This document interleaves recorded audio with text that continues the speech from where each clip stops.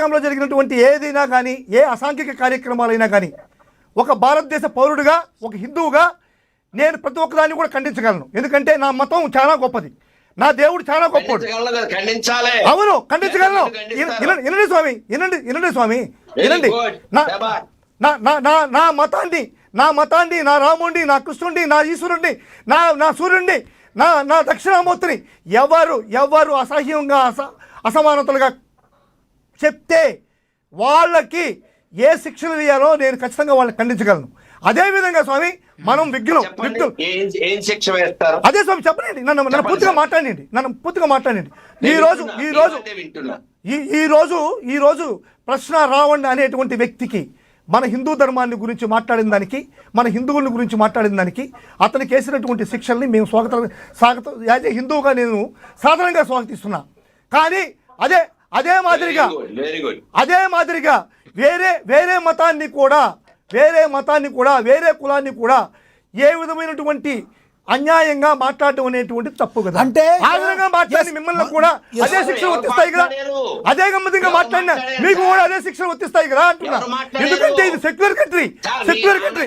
నా రాముడు ఎంత గొప్పోడు, నాకు ఒక క్రిస్టియన్కి యేసు కూడా అంతే గొప్పోడు,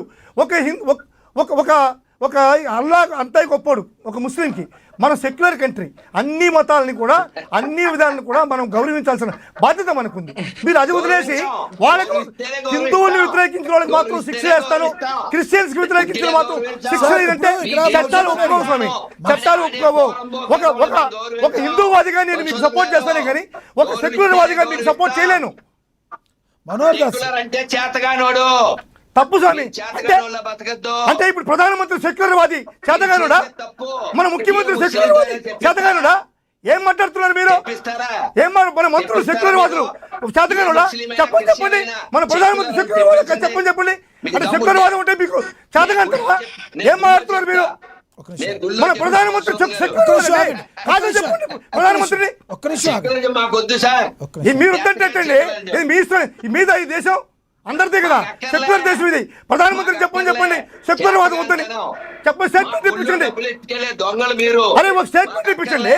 మసీద్ నుంచి చర్చి నుంచి రూపాయలు తేలేని చవటలో మాకు అక్కర్లే. ఆ జాతరకి నేను ఒకటే క్వశ్చన్ చేస్తున్నానండి. మీరు సెక్యులర్ వాదాన్ని మీరు సెక్యులర్ వాదులంతా దొంగలుంటున్నారు. ఈ రోజు ప్రధానమంత్రి నరేంద్ర మోడీ కూడా సెక్యులర్ వాదే కాదు అని చెప్పి మోడీ దగ్గర మీరు స్టేట్మెంట్ ఇప్పించుకుంటాం. మన ముఖ్యమంత్రి చంద్రబాబు నాయుడు కూడా సెక్యులర్ వాదే కాదు అని మీరు స్టేట్మెంట్ ఇప్పించారు ముఖ్యమంత్రి దగ్గర. సెక్యులర్ వాదాన్ని మీరు ఇద్దరు మాట్లాడితే అర్థం కాదు. ఆయన మాట్లాడండి. మీరు ఆల్రెడీ ప్రూవ్ చేసుకున్నారు. రైట్. రాధా మనోహర్ దాస్ గారి యొక్క అభిప్రాయం ఒక్క నిమిషం. నేను రాధా మనోహర్ గారి దాస్ ఏమంటున్నారంటే, ఏదైతే మీరు ఒక గుడ్ పర్సన్ అని జీసస్ గురించి, ఒక గుడ్ పర్సన్ అని అల్లా గురించి, సనాతన ధర్మం గురించి నమ్మిన మీరు మాట్లాడగలుగుతున్నారు, ఒక క్రిస్టియన్తో అయినా ఒక ముస్లింతో అయినా హిందూ ధర్మం కూడా గొప్పదేనని ఒక్క మాట చెప్పించగలరా అని అడిగారు. దానికి మీరు స్ట్రైట్గా సమాధానం చెప్పండి. ఫస్ట్ అడిగింది అదే. ఆయన ఏమంటారంటే, ఒక ముల్లాతో కానీ ఒక ఫాస్టర్తో కానీ మీరు ఎందుకు సమాధానం చెప్పించలేకపోతున్నారు? అలాంటి వాళ్ళు నా దేశంలో దేనికి అని అడుగుతున్నారు. దానికి అడిగిన దానికే చెప్పండి మీరు. ఇది నా దేశం కాదు సార్, మన దేశం కాదు, హిందూ దేశం కాదు సార్, హిందువుల దేశమే కాదు ఇది, హిందువుల దేశం కాదు ఇది. అన్ని మతాలకి, అన్ని కులాలకి, అందరికీ బ్రతకడానికి ఉండేటువంటి ఒక సమగ్రమైనటువంటి చట్టాలు ఉండేటువంటి దేశం ఇది. ఈ దేశంలో నేను హిందువులు నేనే బతుకుతానంటే కాదు. మీరు చెప్పండి మీ ప్రధానమంత్రి దగ్గర స్టేట్మెంట్ ఇప్పించండి, చెప్పండి. మీకు చంద్రబాబు దగ్గర స్టేట్మెంట్ ఇప్పించి చెప్పండి. అదే మీరు చెప్తే ఇది హిందూ దేశం కాదు, సెక్యులర్ దేశం. అన్ని కులాలు, అన్ని మతాలు ఇక్కడ ఉండడానికి అధికారం ఉంది, మీరు చెప్పడానికి వీల్లేదు. ఇది మనం రాష్ట్ర రాజ్యాంగం ప్రకారం అన్ని కులాలు, అన్ని మతాలు ఉన్నాయి, కానీ అది హిందూ దేశం కాదు. ఇక్కడ క్రిస్టియానిటీ పుట్టింది, ఇక్కడ ముస్లిం పుట్టింది అంటే మీ దగ్గర ఆధారాలు ఉన్నాయా? ఇది హిందూ ముస్లిం పుట్టిందా, క్రిస్టియన్ పుట్టిందా? అసలు ప్రపంచంలోనే సనాతనమైనటువంటి ధర్మం అంతే. మీకు ఇస్తాను. రాధా మనోహర్ దాస్ గారిని మాట్లాడినండి.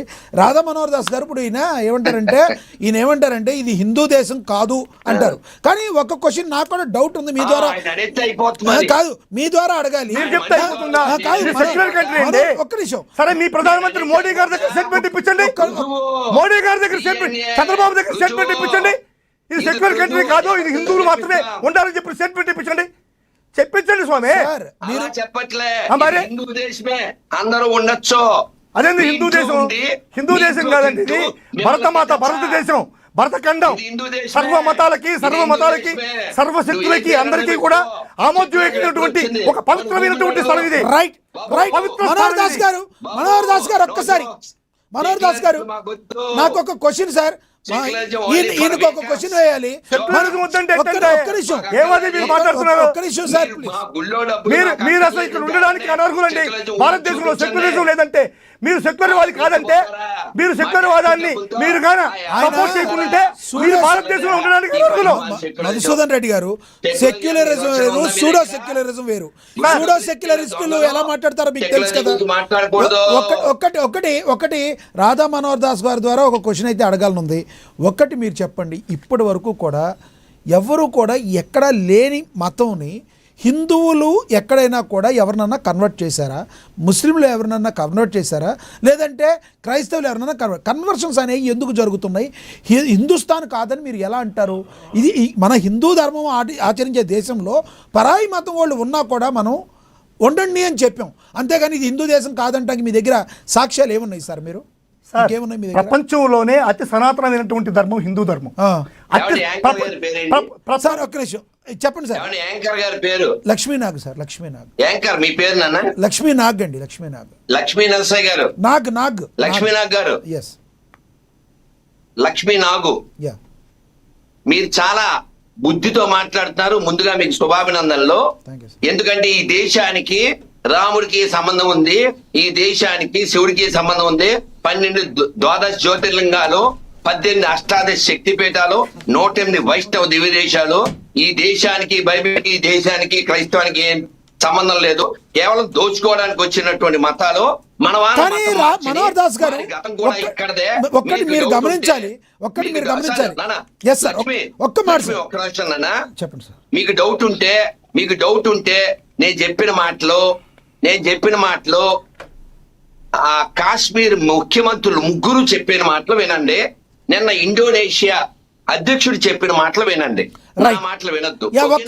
ఒక రావణ్ పాకిస్తాన్ వాడు కూడా చెప్తున్నాడు. ఈయన వచ్చి ఇప్పుడు ఇది హిందుస్థాన్ కాదంటే అయిపోతుందా? నేను హిందుత్వం కాదండి స్వామి, నేను చాలా పరిపూర్ణంగా హిందుత్వంలో. నేను హిందువుని, నేను దక్షిణామూర్తి భక్తుడిని. ప్రతిరోజు సూర్య నమస్కారం చేసే వ్యక్తిని. అయినంత మాత్రం సెక్యులర్ కంట్రీ ఇది. వాళ్ళ తాత పేరు తులసీరామ్, ఒక్కసారి పేరు ప్రభాస్ అని పెట్టుకోండి. ఒక్కసారి మా రావణ్ మాట్లాడిన ఇమేజ్ బయట ప్లే అవుతుంది. ఒకసారి అది ప్లే చేశాక ఒకసారి రాధా మనోహర్ దాస్ గారితో మాట్లాడిద్దాం. తర్వాత మీకు ఇస్తాను సార్. నేను ఒక పావుగంట ఎక్స్టెన్షన్ చేద్దాం, నో ఇష్యూ. రైట్. ఒకసారి కొంతమంది ట్రోల్ చేస్తూ సన్న ఆతుల ధర్మం అని చెప్పని అంటారు. దాన్ని బూతు కింద కూడా వాడతారు. ఎక్కడ బంగ్లాదేశ్ లో పుట్టిన లేఖనా కొడుకులు హిందువులు లేని ఇష్యూ గురించి మాట్లాడి కశ్మీరీ పండిట్స్ మానవహోమం చేశారు, ఓచకొత కోశారు అని చెప్పుకుంటూ మాట్లాడి కశ్మీరీ ఫైల్స్ అని చెప్పుకోబడే ఒక దొంగ నెంబర్ని తీసుకొచ్చి బయటికి ఇంతమంది చనిపోయారని చెప్తే మన వీడియోలో కూడా చెప్పాం. 100 మంది కూడా లేదు చనిపోయిన వాళ్ళు గత 20 సంవత్సరాలుగా చూస్తే. మహాభారతం తీసుకొచ్చి ద్రౌపదిని చీరలాగారు, మన ఇతిహాసాలు అవి చెప్పిన అని చెప్పరా నా కొడకా నువ్వు. సొంత రాజ్యంలో తరిమించుకొని రాముడు అని చెప్పనంటే ఎలా ఉంటది? రాజ్యంలో పోండి అని చెప్పని తరిమించుకొని అడవిలో అడుక్కు తిని. రామాయణంలో సీతను వదిలేసిన రాముడి గురించి నువ్వు చెప్పాలి, చేపించరా ఈ రోజు అగ్నిప్రవేశం చేపించరా నా కొడకా నువ్వు. సీతని వదిలేసిన రాముడిని ఆదర్శంగా తీసుకుని ఈ రోజు ఎంతమంది భర్తలు వాళ్ళ భార్యను అగ్నిప్రవేశం చేపిస్తారని చెప్పని రోడ్డు మీద అడగరా నా కొడకా. పూజారులు వాటాల కోసం, ఆ చందాలేసి ఆ డబ్బాల కోసం, చందాలు వేసుకునే డబ్బాల కోసం కొట్టుకొని వస్తున్నారు. అరే బ్రోకర్ నా కొడక. యా, ఈ కొన్ని వల్గర్ వర్డ్స్ అయితే మిమ్మల్ని పవన్ కళ్యాణ్ గారిని ఉద్దేశించి మాట్లాడారని బయట ప్రచారం జరుగుతుంది. దీని ఏమంటారు మీరు? రావణ్ మాట్లాడిన విషయాన్ని ఖండిస్తారు, దాని మీద ఒక ప్రకటన కూడా చేస్తారు, ఒక వీడియో విడుదల చేస్తారు, ఒక సంతకం పెట్టి ఒక దాన్ని ఏమంటారు కాగితం మీద రాసి వారి పార్టీ తరఫున వీడిని ఖండిస్తూ అదేదో ఉంటుందలే అధికారిక నోటి చెప్పండి. అధికారిక పార్టీ ఏదో ఒకటి చేస్తారు. ఎందుకంటే ఆయన హిందువు కాబట్టి, నికాస్ ఆయన హిందువు కాబట్టి చేస్తారు, ఖచ్చితంగా ఖండిస్తారు. అందులోనూ ఆయన సెక్యులర్ కూడా కాబట్టి, ఆయనకి అందరూ కావాలి కాబట్టి. వద్దా జోసఫ్ అనే వద్దా స్వామి? వద్దా చెప్పండి అంటున్నానయ్యా. చెప్పండి. ఇప్పుడు ఆ వాయిస్ ఉన్నారు కదా, ఆ వాయిస్ ఉన్నందుకే భారతదేశంలో అత్యంత ఘోరమైనటువంటి శిక్షా స్మృతులు యుఏపిఏ అనేటువంటి సెక్షన్ల ప్రకారం అతను ముద్దాయిగా దేశిగా ఇప్పుడు లోపలికి వెళ్తున్నాడు. తెలుసా మీకు? అత్యంత పవర్ఫుల్ సెక్షన్తో లోపలికి వెళ్తున్నాడు. మరి మీకు అదే చేయాలా?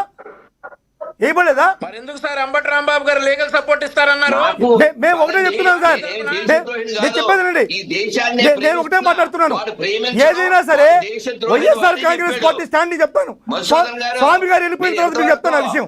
స్వామితో మాట్లాడినాను. ఎంతకీ వాడిని ఖండించలేదు. ఎవరు ఖండించలేదు? తర్వాత ముందు వాడిని ఖండిస్తున్నారా లేదా? ఖచ్చితంగా మేము ఖండిస్తున్నామండి ఈ మాటల్ని. మీ పార్టీ తరపున ఖచ్చితంగా మా పార్టీ ఖండిస్తుంది. మా పార్టీ వ్యక్తి కాదు ఇతను వచ్చి బాలకృష్ణకి చంద్రబాబుకి వాళ్ళకి మాత్రమే అభిమాని, మాకు కాదు. మీరు చూడండి జగన్మోహన్ రెడ్డి గారిని ఏ విధంగా ఇతను దుర్భాషలాడి ఉన్నాడో 2014 నుంచి 2019 వరకు జగన్మోహన్ రెడ్డి గారిని ఏ విధంగా దుర్భాషలాడి ఉన్నాడో ఒకసారి మీరు చూడండి. మీరు పోయి చూస్తే తెలుస్తుంది. భయంకరమైన దుర్భాషలాడినారు. మా పార్టీ తరఫున ఇతను ఖండిస్తున్నాం. ఈ వ్యాఖ్యల్ని ఖండిస్తున్నాం. మా పార్టీ తరఫున ఒక హిందువుగానే ఖండిస్తున్నా. ఈ దేశం ధర్మం అతను ఎవరండి? ఖండిస్తున్నాం స్వామి. జోసఫ్ అనే అతను ఎవరు? ఓ క్రైస్తవుడు. అతను పైన ముసుగు వేసుకున్నాడు.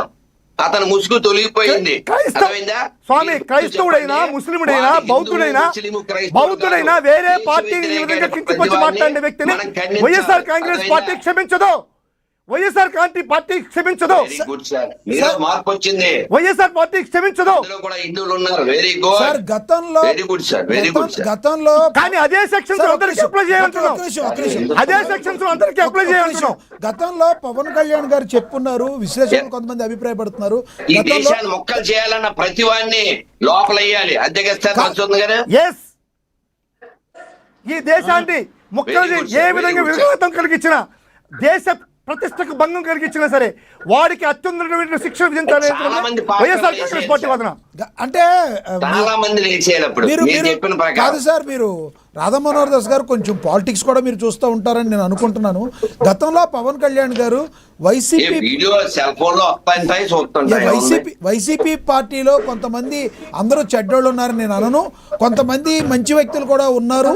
ఆణిముత్యాలు భూమి మీద ఎవ్వరు మంచోళ్ళు కాదు, అందరూ చెడ్డోళ్ళు అన్నారు. అన్ని చోట్ల మంచోళ్ళు ఉంటారు, అన్ని చోట్ల చెడ్డోళ్ళు. సో ఈ విషయంలో ఇలా ఖండిస్తున్నందుకు మధుసూదన్ రెడ్డి గారిని మీరు ఆహ్వానిస్తారా? సార్ నేనుగా సార్ మా పార్టీ మొత్తంగా ఖండిస్తాం. ఈ పార్టీలో ఎవరు చెప్పలేదు. స్వామికి ఉండండి, నేను స్వామికి నేను ఎక్స్ప్లెనేషన్ ఇస్తాను. స్వామికి నేను ఎక్స్ప్లెనేషన్ ఇస్తానండి. స్వామి మీరు వినండి. నేను ఒక్కనే కాదు, ఇంకో 5 చప్పట్లు కొడుతున్నారు. స్వామి మీరు వినండి, నేను ఒకటే చెప్తున్నా.